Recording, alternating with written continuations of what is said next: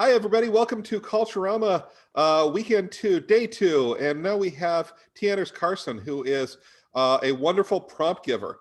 Anders Carson is a poet from God, all over.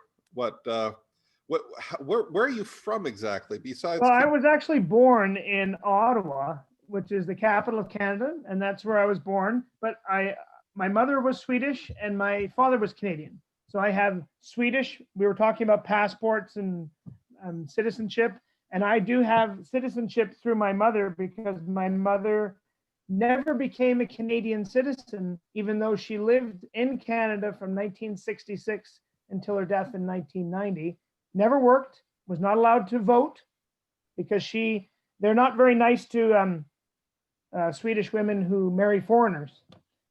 So she said, no, I'm Swedish. And so remained Swedish. So when she passed, they had changed the rules about 20 years ago. And those Swedish women that had married foreigners could go into either the embassy or into one of the Swedish consulates around the world and sign a piece of paper, first time in hundreds of years, to allow dual citizenship.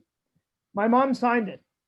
So after she passed, I managed to go to Sweden to get the paperwork you need in order to get, because I'd lived there for a year. And when I got to the embassy, you know what they said? We've been expecting you. And I went, ooh.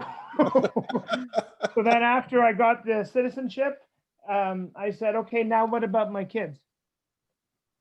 And they went, oh, you're going to be one of those. And I said, oh, yeah. So both of my kids now are living in Sweden and loving it, even though Sweden has done this pandemic thing a little differently than everybody else. And it's now they've changed course drastically and actually are doing lockdown. They never had a lockdown the first time. So, and just said, well, those people are going to die anyway. I went, oh, holy Dinah, Sweden, this is the country that brought us the seatbelt. So that's the background there. Okay. Anders, they did it for the Swedish data administrative. They did it for the administrative data. Probably, they're very good with their, I know they always say that, oh, the suicide rate is so high in Sweden, and it is high, but then they say, well, our data is more accurate. I went, ooh, because, in some places that if you commit suicide, then you don't get access to life insurance, for instance, then your life insurance becomes null and void. So in Canada, many people just slip and fall in the tub, even though it is a suicide. Okay. A little bit grim there, I know, but that's okay. People have asked us to record, and we are recording. We're putting it up here let me find the page. It'll take me half a second here. I just want to know if you've missed anything that you wanted to see. Some of them are being recorded. If they don't have privacy issues, we record and put up. There are privacy, we take them down. They're on this page. Please follow over here on the side. And we'll be keeping Culturama going throughout the year and with book club and all sorts of things. And there's the thing you can sign on. So Anders, take it away. Give us some prompts. Okay, well, you know what I thought we would start with? Because it's been a while that we've, many of us have spent a long time in our rooms, in, some people in a hotel room, some people in a tent. But what I wanted to start with today's first one that we're going to try to do is, I want you to write about the first time that you remember experiencing nature. Because I still remembered last year how John, had me read in the planetarium, and we did poems in the planetarium, which was really fun. And but let's do nature. It could be the first time you go down to the waterfront with grandpa or grandma. It could be the first time you go down to the beach or up and seeing the redwoods. It could be that you go and see a frog in a pond. What is nature to you? Because everything is fast and moving and blah, blah, blah. Let's slow it down. Let's shift down. Nature. let's give it a whirl.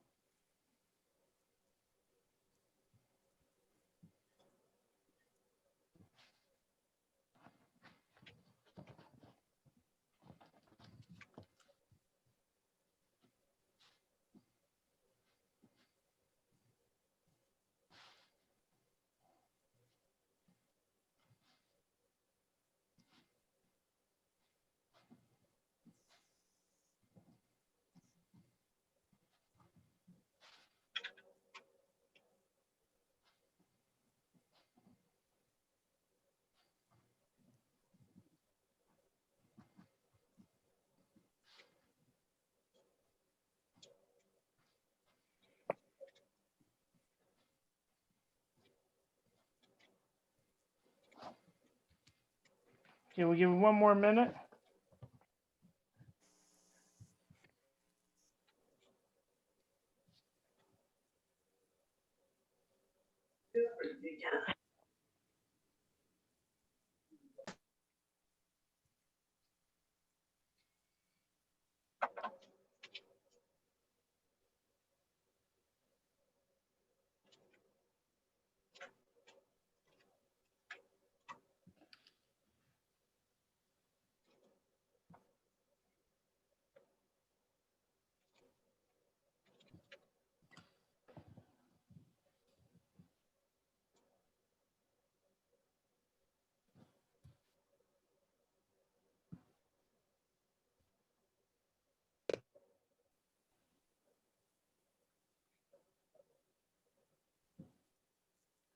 What's wrong with my camera? Awesome. So does anyone want to give it a whirl?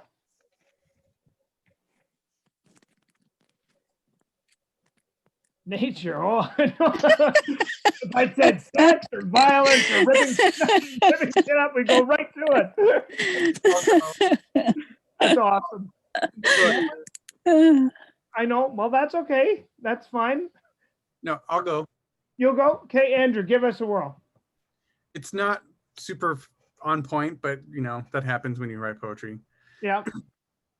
I grew up in Southern California in the grayscape of city with the edges of wilderness. I lived in New England during the summer, a vast forest that never seemed to end and hid homes and lives.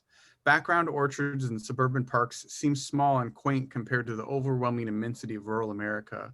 Nature surrounds in both urban and rural, from the trees and the sidewalk to the flowing rivers and lakes. Even our own bodies are nature that we pretend is not, denying the connection to earth and sky. See? And I still remember from last week.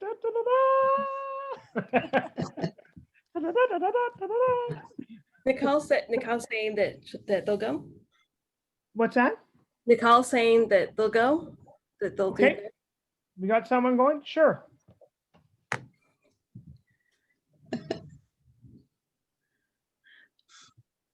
I grew up, I never went camping, never had those experiences until I was 8 years old. Then I went camping with a deaf organization, and we found it was a deaf and hard of hearing leadership camp. So that was my first time that I was ever to go camping. It was in Oregon. And really that with that connection with nature and the forest, it was the first time of camping. We had to set up our tents, we had to set everything up, we had to tie the wood, we had to get the shirts, we had to get the right kind of attire. We did the campfire, bundling up the wood, tying that to make that fire, doing hiking, all of that. The first time, that was my first experience of nature. So that was the first time. Fantastic. Thank you, Nicole. That's all. Anybody else want to give it a whirl? I'll go. Okay, Francesca, we're getting there. You can tell. This is my first memory in general there you with go. nature. Finally got it working. Okay, so water trickling down the cracks of the campsite driveway, willows swaying in the wind. A scream is heard from my mother. Running to the scene, in the dirt by a large rock is my sister. Her rollerblades cracked open beside her, and then everything goes dark. And then she walks to high school with a cast on her arm. Oh. First memory is my sister's rollerblading accident. Okay. We were camping. Oh, no. Thanks, Francesca. Anybody else? I'll go. I'll go. Okay. Okay. My experience with nature. It was the most memorable to me was the one that my mother and I went camping. Her way of camping was through nature. Only a blanket, a pot, and a cup, and a steer, the utensils to move the food around. You eat what you catch. So we went fishing. We went fishing, and we only had one fish. So that fish was our dinner.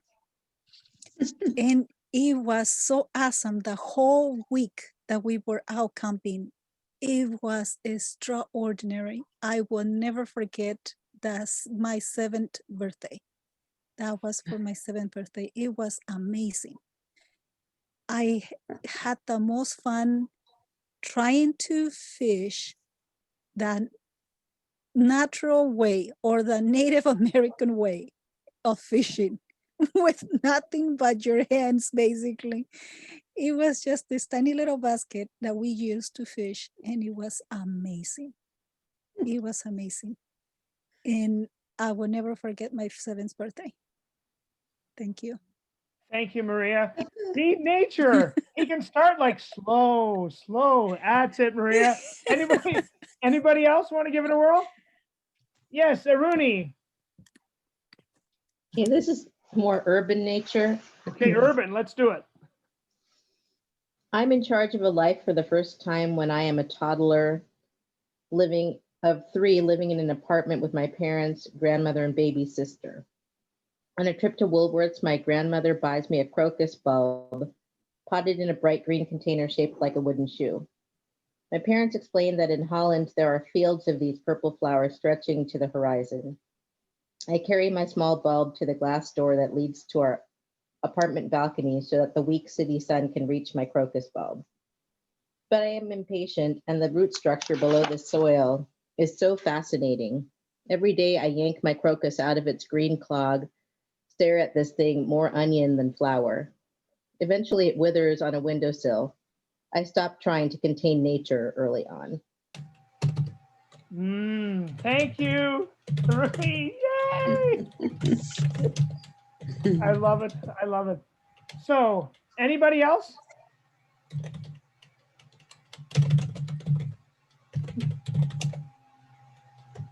Is that a yes?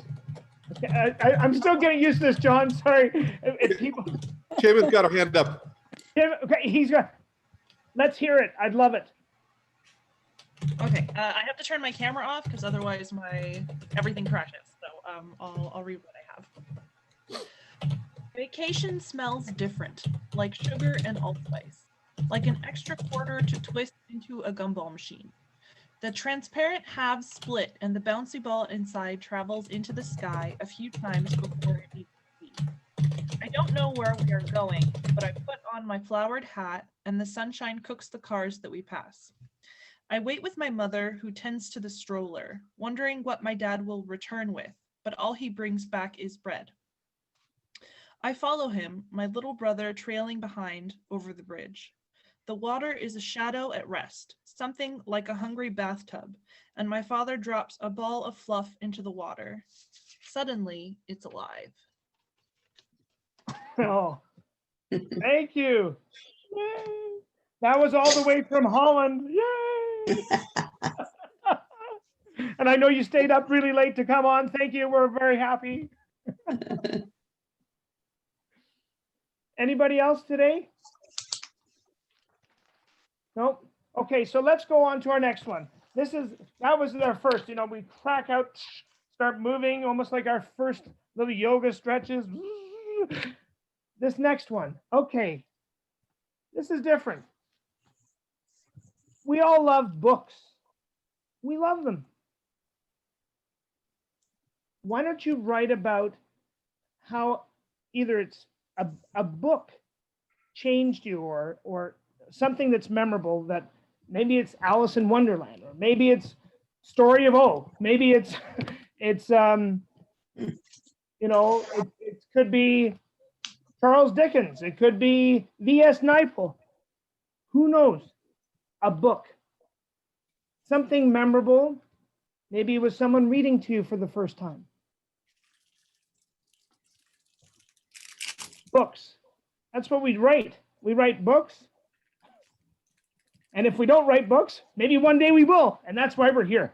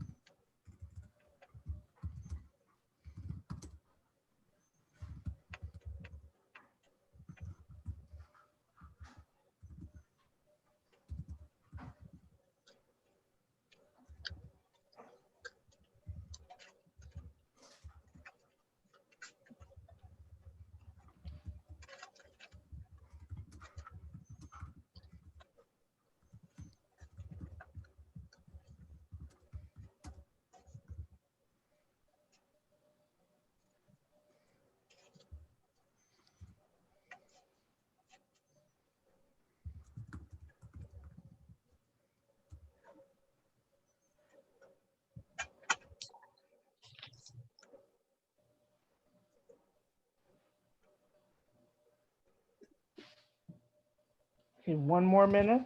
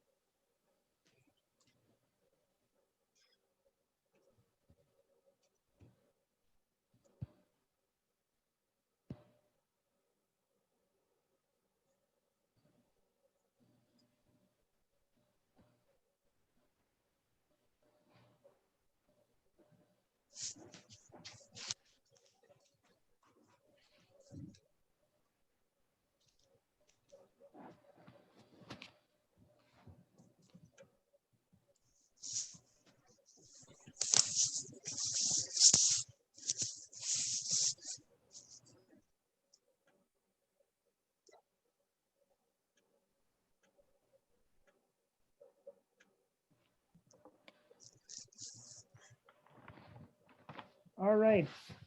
How you guys? That was a fun one. Yeah. Anybody want to give it a whirl?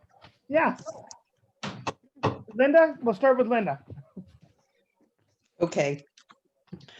I love Nancy Drew mysteries, and Mom indulged my taste in them. Even when money was tight, I read them all. One day I realized what they meant to me. Lying on my bed, listening to the transistor radio, reading, Nancy preparing to leave town on a sleuthing expedition, when my favorite song, Yellow Polka Dot Bikini, came on the radio, and my heart sank because I was getting into my car and would not be able to listen. I knew I wanted to write words that would capture someone's imagination that way. Thank you, Linda. I read Nancy Drew too, but Party Boys too.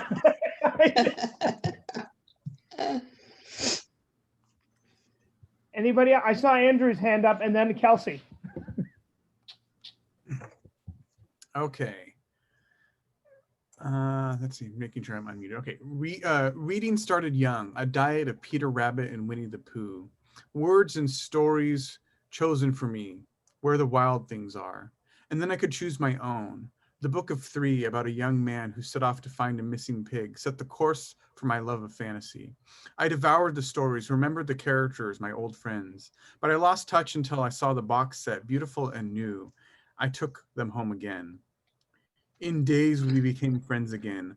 I cheered them through their struggles, and again they sit on my bookshelf, a place of honor. Thank you, Andrew. How about you, Kelsey? Let's hear it. Thank you. Driving through another dusty town on our way to Montana, my mother read chapters out loud of Dicey's song, the one book me and my three brothers could all agree on, half of us teens, half of us not. The sound of her voice shuffled off the stiff weariness of our bodies, all in one van for 3 days. My mom had figured out how to makeshift enough beds for all 6 of us if we slept in shifts. This way we could afford to travel, afford to find our own family's way. She would read till the grains in her voice grew tired, till we were all imagining a world just outside of this one. Thank you, Kelsey. That was awesome. I was in a car in Montana. Anybody else want to try? I have one. Cindy, sure. It's little. Little. Books are my heroes. They take me away around the world in 300 pages. In times in my life of great distress, I reach for a book as an anxiety med. Yes, books are my heroes and save me from things like COVID. And yes, I even read on the toilet. What, don't you? That's it. That was awesome. Thanks, Cindy. That was good. Anybody else? I think Marta. Marta, I saw Marta. Yep. And then Andrea.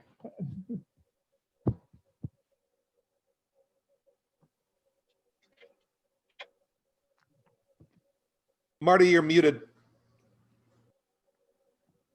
That's no good. That's hard to come across when you're muted. Okay. Yeah. black stallion rides, and I cling to his back like a burr, my fingers knitted into his mane. I am Alec, and the horse and I are one. We gallop the island, free, alive. Charging the wind, we are all we need. Together, we survive and thrive. And yes, we are in love with each other. Thank you. Thank you, Marta. Yay. And then Andrea, I saw, am I right? Yep. Okay. So I have my book right here. It's called Happily Ever After, and it's a really good book. It's really worn because I read it, I don't know, like 4 times a year, maybe more. It's a pretty hefty book though, but that's a big one. Yeah, it's a really good one. So I wrote, a lonely girl striving to get a job in the publishing world, living on friends' couches, eating Captain Crunch for dinner, getting discouraged but not giving up on what she wants in life. Elle is the type of girl that is a no-nonsense, tell it how it is person who ultimately gets what she's after. And I read this when I feel discouraged or, you know, COVID or like things happen, and it really does like pump me up because of what she goes through. And I've gone through a lot of shit in my life, excuse my language, but I have, you know, I've gotten like kicked out of school. I've had to make it like back up after going like rock bottom a lot of times. And this book means a lot to me because like if she can do it, then I can. And I've gotten to this point in my life, and I really do think that's a big influence. Fantastic. Thanks for sharing that, Andrea. That's a big one. Thank you. Anybody else? Can I try? I got to put a light on here. It's starting to get dark here. You know, in Canada, can you see a little bit now? Is that too bright? A little bit? Sorry. Last time I couldn't see. It's called Pirate Story. I remember my father reading to me. He had whiskers, always whiskers in the evening. And it was about a group of pirates who would row to a tiny island. They were going to bury that treasure. And I could see them on the dark night and hear the oars dipping into the water, moving the treasure chest up the beach, and then the digging commenced, always digging and hiding. I was intrigued by where they had gotten the treasure. Who did they take it from? And often would just ask, why? My father, reading that story over and over, oh, to hear it again. Very nice. Thank you. All right, let's try another one. Here we go. Okay, ready? We did those. Let's try. All right. Now this one. Oh, was there someone else who wanted to read or no? No? Okay, we're off to the next one. Let's try this one. I know we've been going through this COVID thing, and it's been strange and wild and weird, but I want to try to find something positive in it. You know me. For those who know me, I'm a glass half full. I want you to try to describe something that you've seen during this whole COVID thing. It could be someone opening a door for somebody. It could be a neighbor bringing in order to get them groceries so that they didn't have to go, someone who was high risk.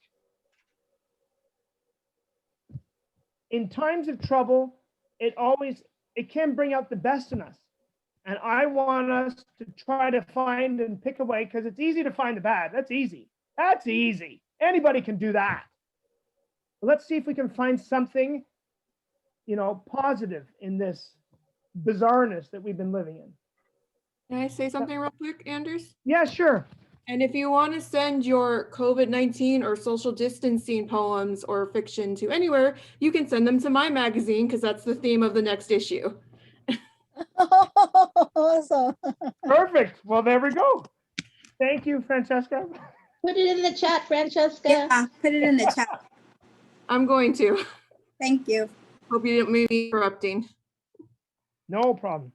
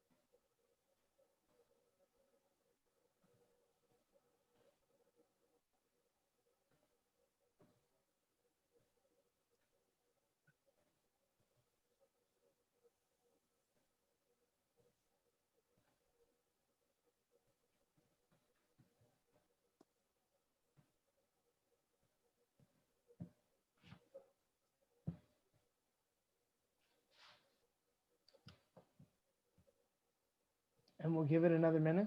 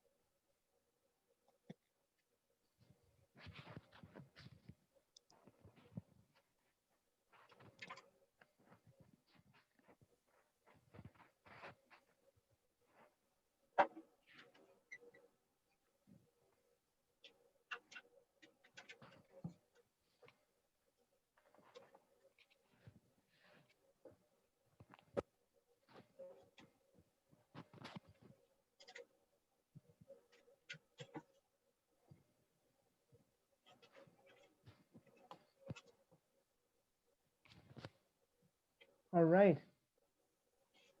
Anyone want to give that one a whirl? Cindy? Yeah, Yep. thanks. Okay, prompt 3, COVID positive. While zipping and scrolling in Facebook land, I came upon a post. People were giving things they had laying around to others who were lacking.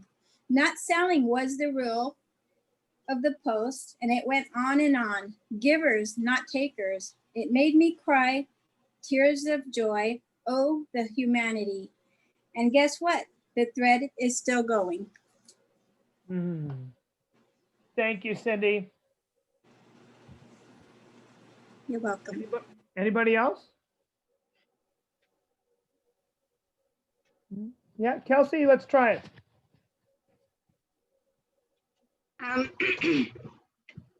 Mine's kind of similar in theme, which of course is good. Which is good. Yes. Sorry, I was trying to, did I write a title? No, I didn't. Okay, because of COVID, my friends all gather in little boxes on the screen and play their music, recite their words, share advice, celebrate birthdays and births, all without me having to decide if I have the spoons to make it, if my legs are too numb that day, or my arms. And now nobody asks what I do with all my free time holding up at home, trying to fight off an illness. No, now they sing to me their songs, show me their art, and all in the comfort of my underwear. That's awesome, Kelsey. Thanks all for being here. I really appreciate it. I've just been loving these new gatherings. You awesome. Anybody else want to try? Andrew. I don't want to be the white guy who takes up all the time, but I also want to have some poetry, having some reading it. So we've all remembered our own loneliness, the times in our rooms, if we were lucky, when all is lost. But now we know we are together in this time, struggling against this feeling until friends light our screens, or we take a risk to say hello from 6 feet away. In these simple acts of acknowledgement, we create connection and weave new fabric, adapting again to our environment, change, painful, is a chrysalis to the new world, bright and vibrant and beautiful. Thank you, Andrew. Yep, Maria? And then Nicole, yeah. Okay. It's nice to see that everyone is not only posting what they have in abundance for free to give to those that may be lacking it. I enjoy going to the store and actually see the cashier's eyes slanted as she smiles to me as I come forward with my cart, with my little pieces of food for just enough for 2 weeks so that I don't get more than what I need. However, when my friends ask, how am I doing with these sad days of lack of one-on-one conversations? I said, I feel like a child. I feel so blessed for these times that I am home alone with my papers, with my books, and I am actually doing what I used to love to do as a kid, write and pretend to paint. Thank you. Thank you, Maria. Did you have one, Nicole? Yes. Okay.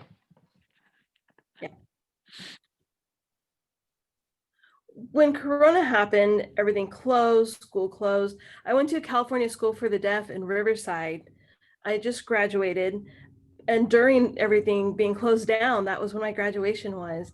I don't have in my home other deaf people to socialize with. We don't have people that we're able to get together with. We're stuck at home, isolating, we're doing Twitter, Facebook, but that's it.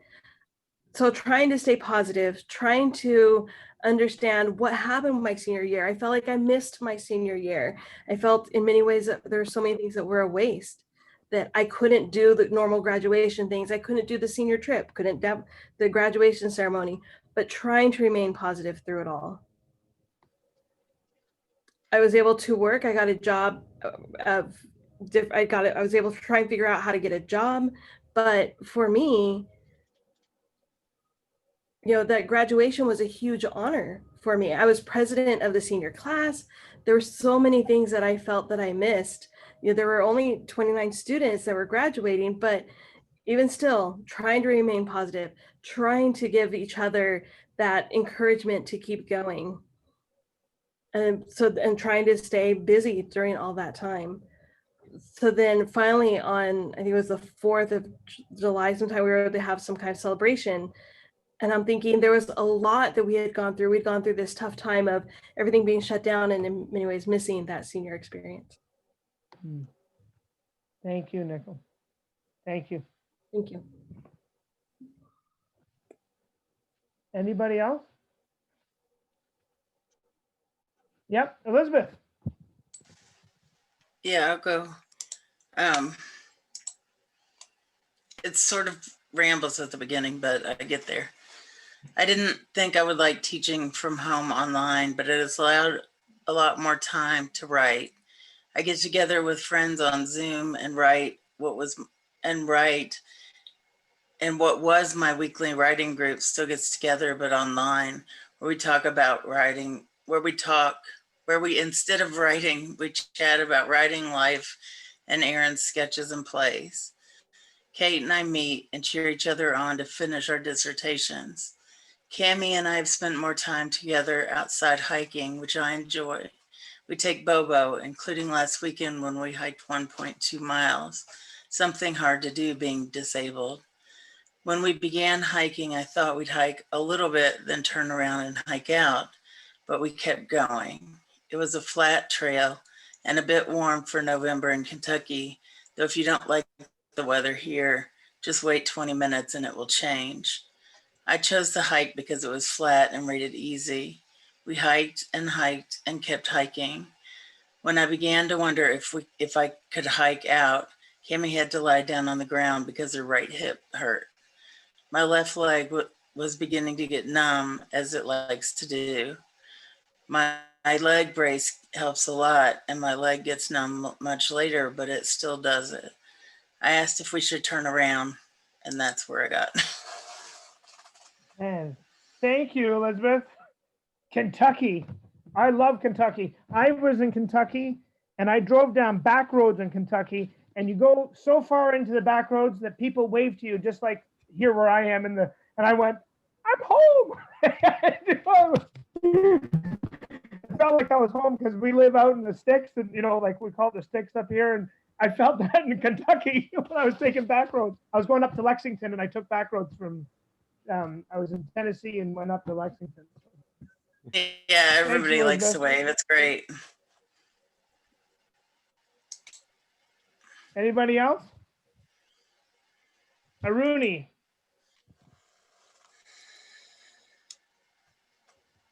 Okay. Terry and I go walking through the neighborhood 3 times a week, staying 6 feet apart, cycling through our wardrobes of printed fabric masks. The quarantine has seeped into every house in our tract, infecting neighbors with a strange new symptom. These days, everyone waves. Everyone smiles with their eyes and says hello, gives unprompted compliments about gardens, friendly dogs, and toddlers learning to ride their first bikes. Cars slow so drivers can smile and wave. This epidemic of kindness may spread to nearby towns. Hopefully, Big Pharma ignores this rash of friendliness, focus directed to some other symptom complex. Thank you. Can I share mine that I wrote? It's called Birthday Boy. A woman came into the post office in my small town. She had been through the civil war in Bosnia and said to me that the shelves are starting to look like they did before the shooting began. I listened to her and she said, "We must find the light. Will you help me?" "Sure. My son's having a birthday. No gatherings. Would you put up a sign on your door wishing him a happy birthday?" We did. And my fellow worker went one further. She called all the people down our little main street, and they all put up signs in their windows. Even though the boy was alone on his birthday, his mother said that he had never felt so loved. You guys are awesome. I love being with you. I know you're so far away, and I'm very tactile and I hug people, and it's challenging, but knowing that you're all there, thank you. So let's try. Is there anybody else? I didn't want to be trying to showboat grandstand. Okay, let's try another one. Ready? Here we go. We've been doing lots. We already got 3 in the bag here. 3 in the bag. Okay, let's try. It's been a while. I know this one came to me when I was watching what they were doing in Australia.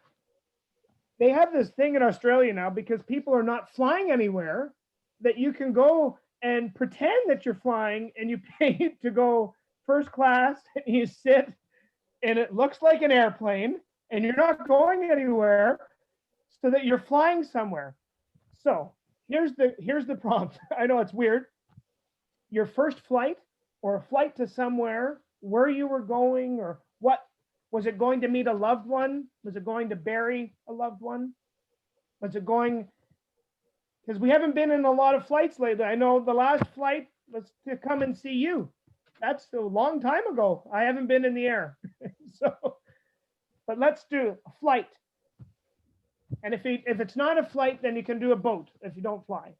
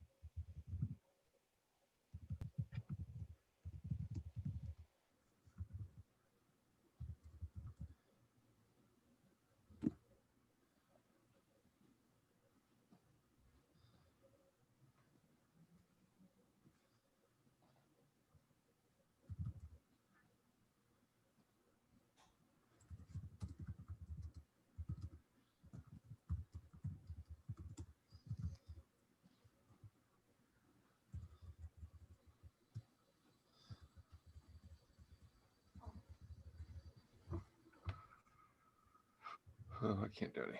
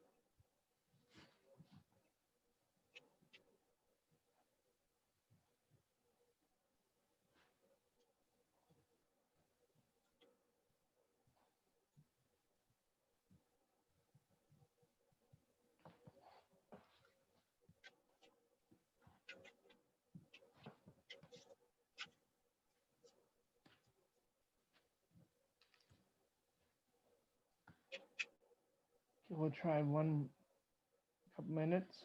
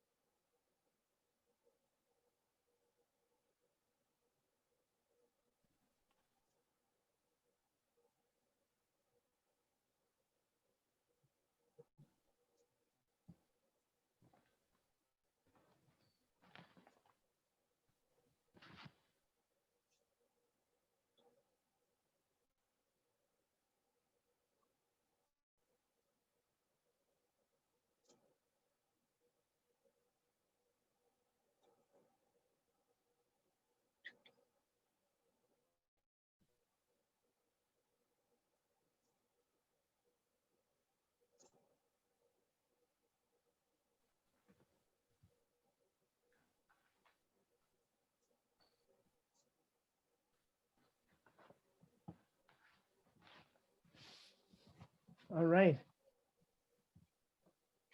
Anybody want to give this one a whirl? Yeah, Marta. Hey, I'll go. Okay. I have. Well, I think you hit the. Yeah. I thought I unmuted myself. Okay. Okay. I have been flying all of my life. And except for those few terrible years after Daddy's death, when I clung to my handrests and stifled my screams with chanted prayers between teeth so clenched, the chips of enamel fell on my tongue, I have loved every flight.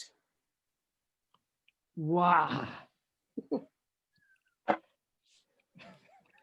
Thank you, Marta. Anybody else? Francesca. Where are you, Francesca?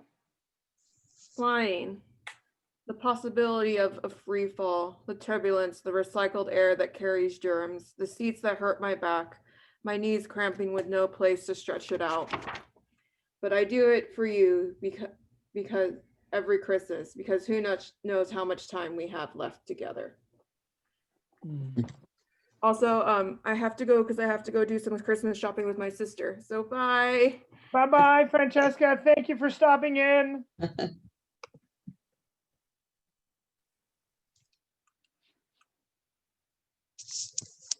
I'll go. Okay, is that Linda and then Maria? Yeah. Okay. Mommy and I are flying to Pennsylvania. We're going to live with Grandpa and Grandma. I don't know them, so I don't care. All I care is whether Daddy comes to see us off at the airport.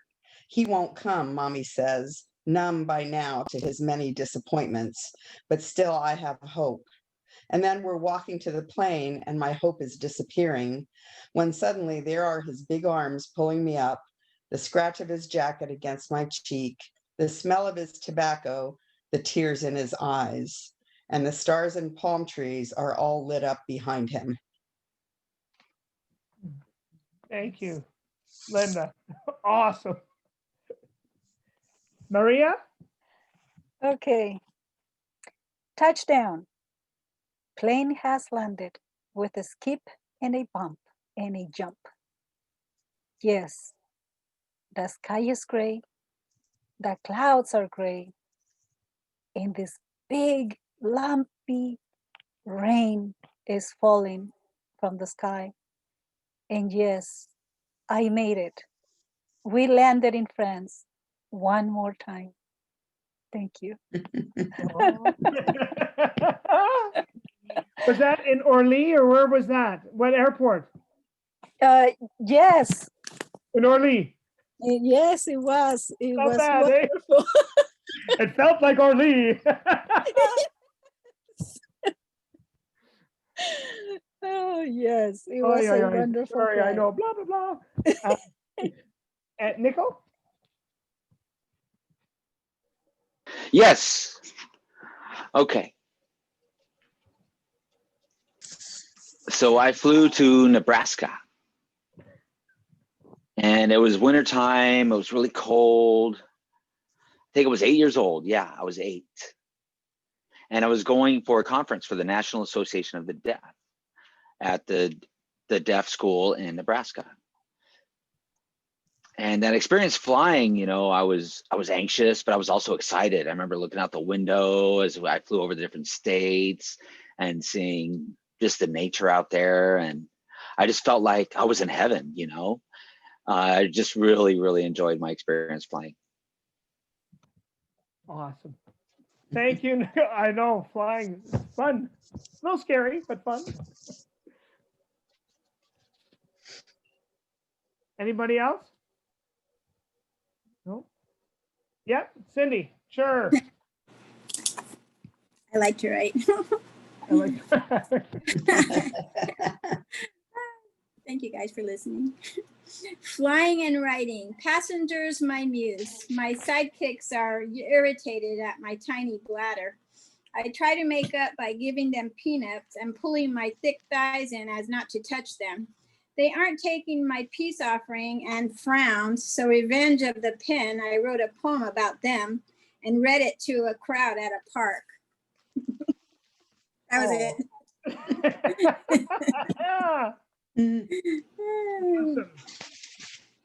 Well, you know, we've done 4 now. Do you want to ask any questions? You know, I don't bite. Those who've been around, I can ask. You know, no, it's different when it's not a classroom. Yes, Andrew. I was just scratching my head, but where do you come up with these prompts? Even better. No, so how do you come up with the prompts? Just curious.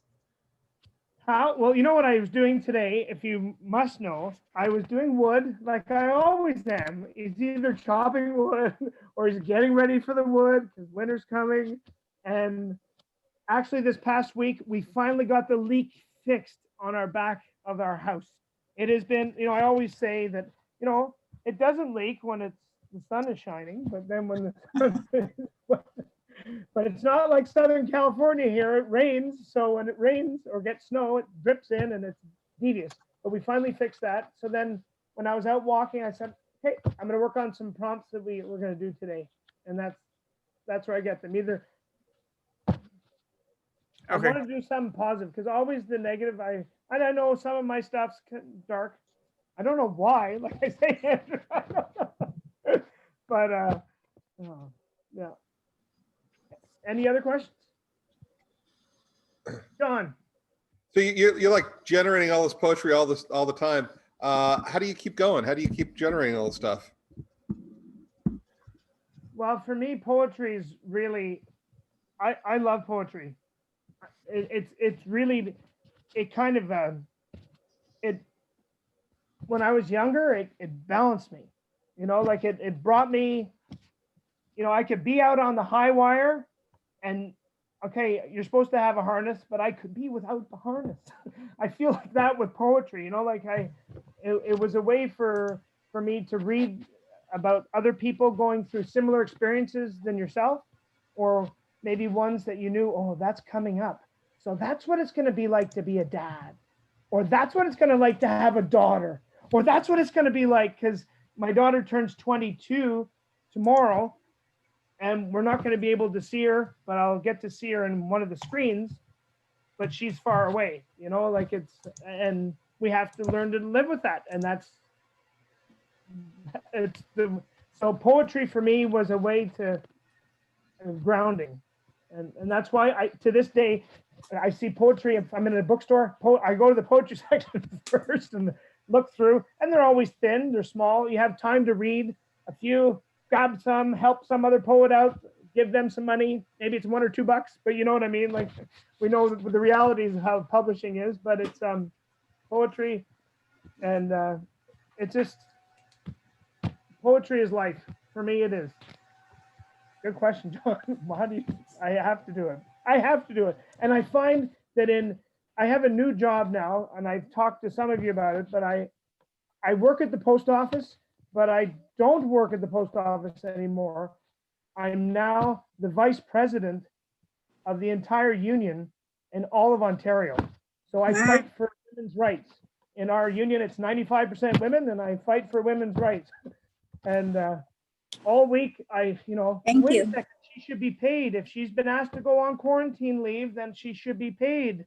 You want to make sure that they come to work, not come to work if they're not feeling well, please. Yeah, you're right. I guess if you look at it that way. Yes, that's how we have to look at it that way. I got them all paid, even though it broke all the rules. And now we've set the precedent. Awesome. Yeah. So that's what I do now, and it's very different than the job I did before. But now, sorry, I'm talking about that. But that's because, as writers, we all have different things to put food on the table. Some work for the city, some teach, some sell houses, some, like anything to get food on the table. And I started off. It was my daughter's idea to work at the post office years ago. We were sitting around the table. She was 3 years old. I used to have all my manuscripts, sending them everywhere. Atlantic Monthly, New Yorker. You always say no, but that's okay. You got to try. And all these things. And it was my wife, my daughter, and I said, what can Dad do to make some extra cash? And you know what she said? Mail. And I went, And then I wrote a short poem. I said, it's a wise man who listens to his wife, but it's a wiser man who listens to his daughter. Because I went down to the post office and they said, yeah, we haven't hired in the last 10 years, but had to do a test. And next thing you knew, I was delivering mail. delivering mail. So, sorry, blah, blah, blah. I have a question. Yeah. It kind of, what you said about you had articles everywhere, and how do you organize everything, and do you ever throw anything away? Because I threw some stuff away of mine, and now I'm like, I wish I would have kept that. How do you organize all your bits and pieces and thoughts? And I've kept them. I know it's kind of old school. I know I'm gonna have to do. Is that light not super great? Sorry, it's getting darker here in Canada. Can you see me if I do this? Yes. It's still a little dark, and that's like a fan here. And then my pellet stove just went on. It's getting nippy. But you know what I do is I was old school at the beginning, and I still am. I have, you know, those recipe cards for grandma, best key lime pie or apple cobbler, you know, or peach cobbler and apple. And I would, you know what I would do is I would put the name of the poem, sent, rejected, sent, rejected, sent, rejected, sent, rejected, sent, flip, sent, rejected, sent, rejected. And, you know, and I don't give up. I'm one of those that don't give up. And I remember, I'm going to share, and I've said it before many times, but one time my system broke down, Cindy, and I sent the same poem to the same place 10 years later. And you know what the editor said? It's still no. Now, thankfully, he's retired and there's a new editor. So now I can send and hopefully I'll have more success with the new editor than with the old one. But that it must have sat there. It must have, you know, but I still remember there was another one, but then I would put them in my rejections in different piles. Like I had one from poetry that was one word handwritten and it said close. Oh, close. What does that mean? So then I tried another combination and it didn't work. And then I tried this one and then still didn't work. But then I got into a bigger publication because I said, I almost got into poetry. They said close. So, yeah. Thank you. Hope that helps, Cindy. It does. Good.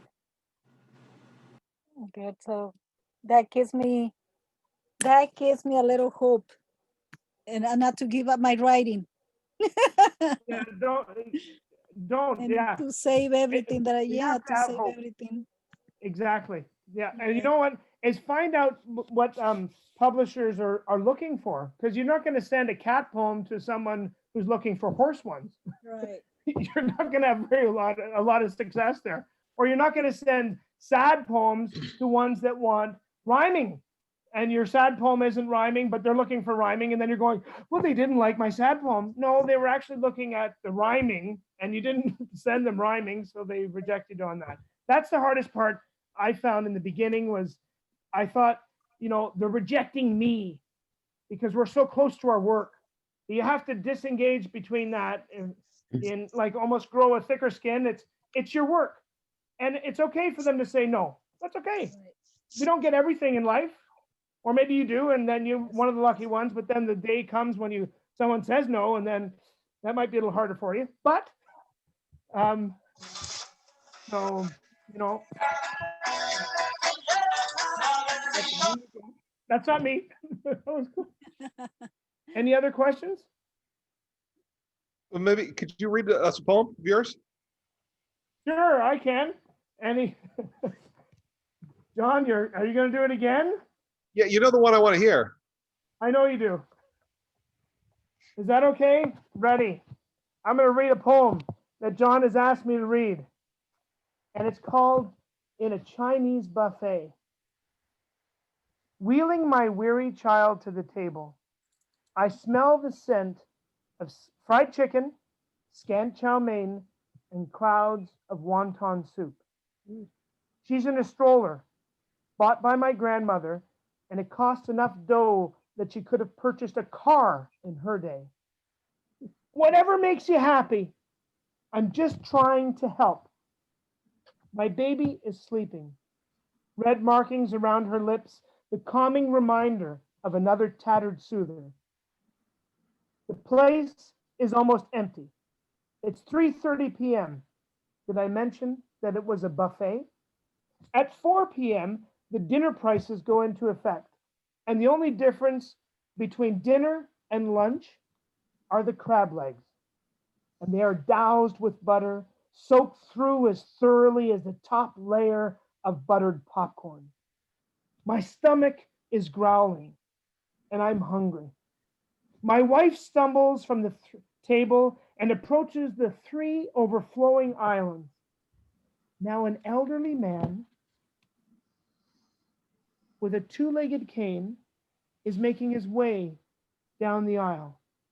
His wife, full of commitment, helps him to place one foot in front of the other. They aren't here for the specials.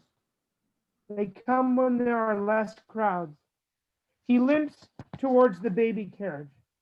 My daughter, still sucking that soother. Let me see the baby. He stables himself and looks in. Nothing in me takes offense. The scent of fear is non existent.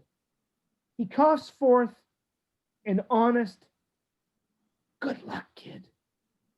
And he grabs hold of that freshly wiped cane and proceeds to leave the restaurant, to leave his childhood, to leave his nearing death behind in those three kind hearted and crushing words. Good luck, kid. Thanks, John. You guys are awesome. So, poetry. Well, you want to do one more? Do we have it in us? Let's do it. Okay. I had to go to the dentist this week, and that's not my favorite place to go because I thought I had 3 cavities, folks. You know what I was doing? Marta, just like you were saying that your enamel went away, I'm grinding my teeth at night. So I had to get one of these. I'm getting a retainer, like I'm 7 again, so I don't freaking have to. So I want you to write about the first time or some memory that you have of the dentist or hospital visit or something like in that realm. Could be visiting grandma, could be visiting dad, could be first time going to the dentist. Let's give it a whirl. It's not a place I like to go very often. Ugh.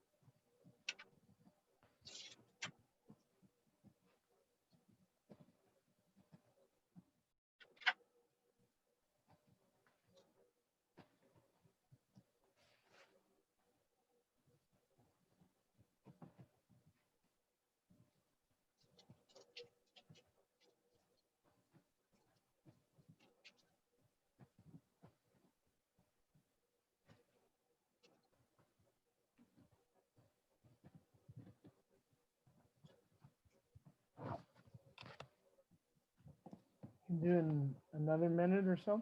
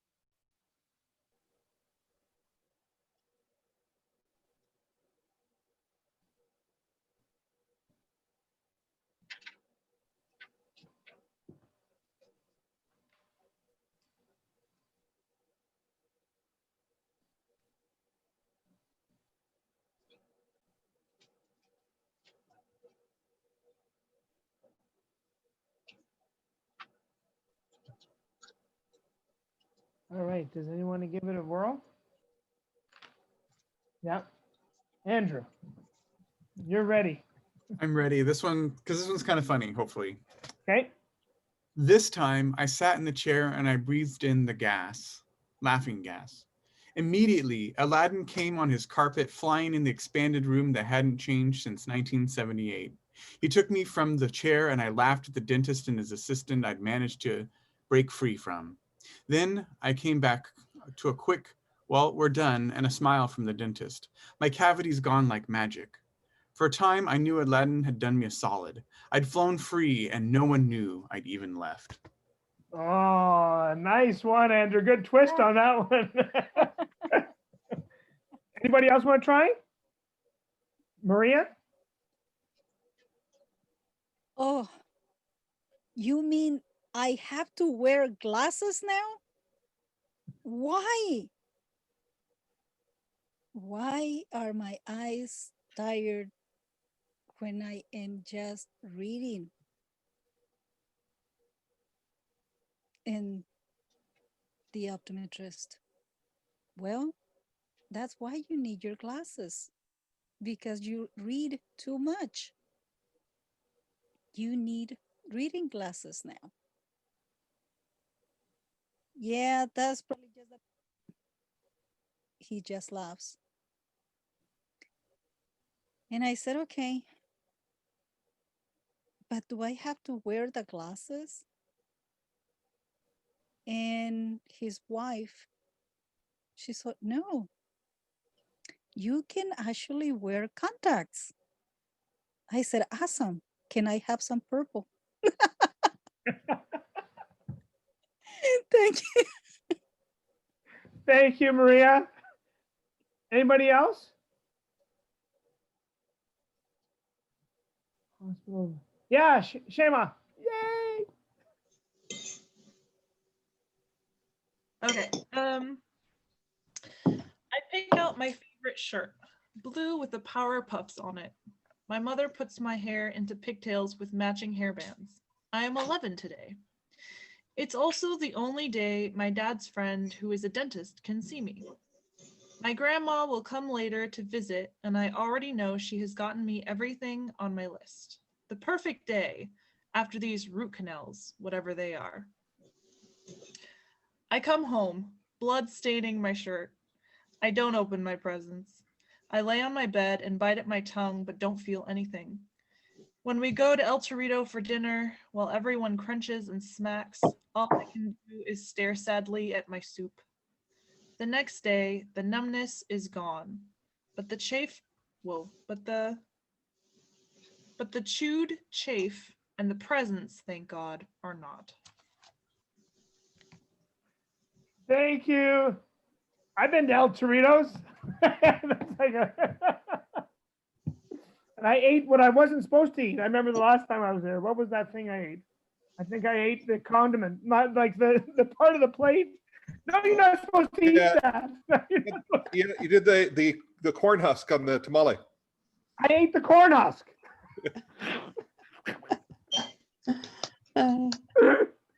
I know. Thomas shakes his head. Oh, and I know.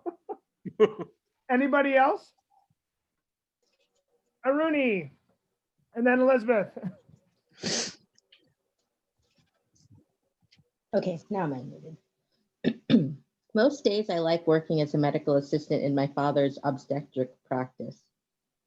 There's a comfort in the routine of weighing pregnant women, making small talk about baby names while I take their blood pressures and note vitals in neat columns of their medical charts. But some days I have to look away when the Doppler fails to detect a heartbeat. Some days the pregnancy tests are still negative, and disappointed looks give way to looks that define the word covet. I learned to shut the exam room doors discreetly, closing in the sighs. Thank you, Aruni. That I was there. Woo! Thank you. Thanks, Anders. Elizabeth. Okay. The first time I went to the hospital, after my birth that is, was when I had the second seizure my mom knows about. She told me I had to come with her and stop watching Sesame Street. I was 4. The stress of her yelling at me brought on the seizure, and I ripped my arm away from her, dislocating my shoulder. I screamed, and because of my dangling arm, needed to go to the hospital. Callie had 2 black eyes from falling into the large porcelain elephant, and Mom realized that taking both of us would be a bad idea, and we might be taken from her and Dad, so she got Callie a babysitter. When we were at the hospital, they put me into a child-sized wheelchair and I screamed, "I want my daddy," over and over and over. I flailed in the chair and they had to buckle me in. And that's where I got to. Wow. See? Yep. Thank you, Elizabeth. Anybody else? So good. Yeah, Thomas. Or whoever's next. I inherited mom's nearsighted eyes, so mom and dad had to spend a lot of money on glasses, but I also inherited mom's teeth, who got her first cavity when she was 35, unlike dad, who used to take his dentures out at the dinner table. So the first time I went to the dentist was in my 20s, and just like mom, I got my first cavity in my 30s, and for the same reason as my mom, because I grind my teeth. I guess I also inherited her anxiety. Thank you, Thomas. Anders, I think Andrew might want to go. Andrew? Yeah, I have something written down.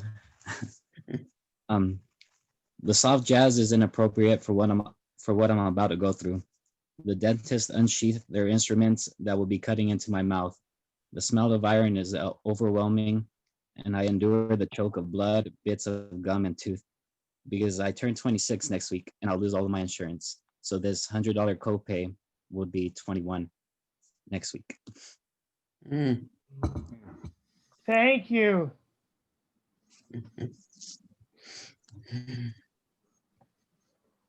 Anybody else? I have a short one. Hospital visit. He sits up and looks at me, his eyes so far away. When I was younger, he could swing me around at the playground, and now I watch him struggle with a straw. That dreaded word, cancer. 8 months, and he was gone. They gave him one night to prepare for the surgery, and it was as if they cut the life out of him. That visit, waiting outside, my feet barely touching the floor, whistling in my mind of when would this strange, strained chapter ever end. That's more my style. That's more my style. Well, I want to thank you all today. I think it's been a fantastic. I hope that you had fun. Well, fun is an operative word, but it's like, that we had a time to That go. was a lot of fun. 2 thumbs up. Did you have? Yeah. That's why. Thank you, John, for inviting me. You know, I come. I would be there in person to hug you all. You know, I would. We definitely some hugs. Thank you, Anders. Thank you. Okay, so be safe out there, everybody. Thank you, Okay. Andres. Thank you, Anders. Okay, everybody, we've got Thank 2 more you. things today. We have using masterminding your library resources, and then we've got authors and poets of color talking about the experiences in the business. So check out both those things, and I will see you in a little while. All right. Thanks. Thanks, everybody. Thank you, everybody. Bye. Hi, Kim. Nice seeing you all. Nice seeing you all. Bye. Thanks, Anders. Thank you. Thank you, Kim, for being there. I love seeing you. I love you, Thomas and Marta and Cindy. I feel like I'm in Romper Room. They never called my name. With a name like Anders, I waited patiently. And they never called me. And I see Cindy and David and Thomas, but they never called on me. I know how you feel. That's because they're dicks. Romper Room is dicks. Yeah, they are. Miss Marianne hated me.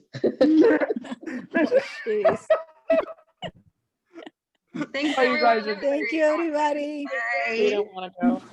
Have a good one. I appreciate it, Anders. I got one good poem and one goofy ass poem, so thank you. Good. Well, that's what it's for. You have a chance, and it's always good seeing all of you. Absolutely. You needed a my name day. like Tommy Anders. Yeah, it's right. It's like Right. exactly. She All could right. say Tommy and hit a whole bunch of us. Y'all take care. Take care. Thank you. Bye. Bye-bye.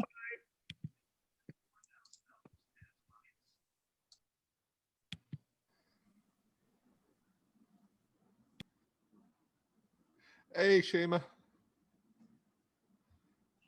Hello. Just nice to see you. That's all. Yeah. Yeah. It was nice. It's nice. I'm really. You just cut off.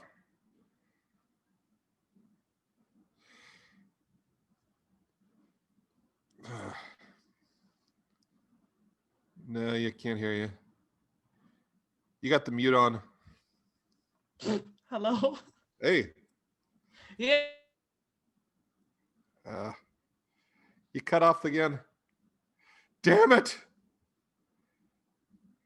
Shema, come back.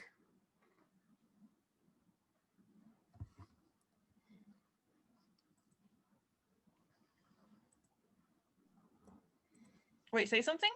I can hear you now. Okay. There we go. Okay, cool. So anyway, great to see you. Yeah, you too. I was saying that I wanted to see everybody, so this coincided with that nicely, and It must be like I don't know, 12 midnight or something. yeah, it'll be midnight soon. Yeah. Yeah. Well, I thank took, you. I took a nap at 8 because I was like, I gotta see Anders. Yeah, that's right. Yeah. Well, you're gonna have to come back to the United States. I agree. I'm hoping right now. You cut out again. You're gone, Shema.